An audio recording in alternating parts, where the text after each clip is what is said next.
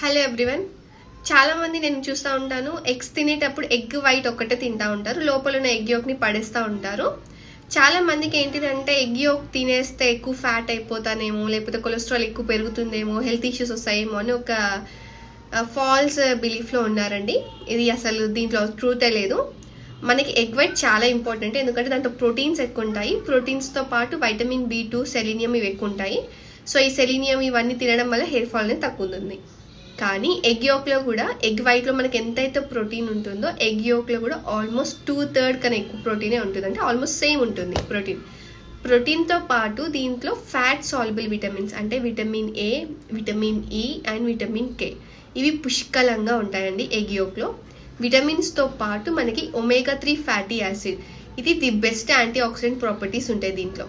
So egg yolk తినడం వల్ల చాలా అడ్వాంటేజెస్ ఉన్నాయన్నమాట. జనరల్గా వెజిటేరియన్స్ ఎవరైతే ఎగ్స్ తినారో వాళ్ళకి సపరేట్గా omega-3 ఫ్యాటీ యాసిడ్ ఇస్తూ ఉంటారు. ఇది మనకి స్కిన్కి కానీ, హెయిర్కి కానీ, మన ఆల్మోస్ట్ అన్ని ఆర్గన్స్కి చాలా ఉపయోగాలు ఉన్నాయన్నమాట దీనివల్ల. సో ఇఫ్ ఇన్ కేస్ మీకు ఎగ్ తినే అలవాటు ఉంది అని అంటే కంప్లీట్గా తినండి. ఎగ్ వైట్తో పాటు ఎగ్ యోక్ కూడా కంప్లీట్గా తినండి. మీరు హెల్త్ని జాగ్రత్తగా ఉంచుకోండి. Hope you like this video. Please do like, share and subscribe.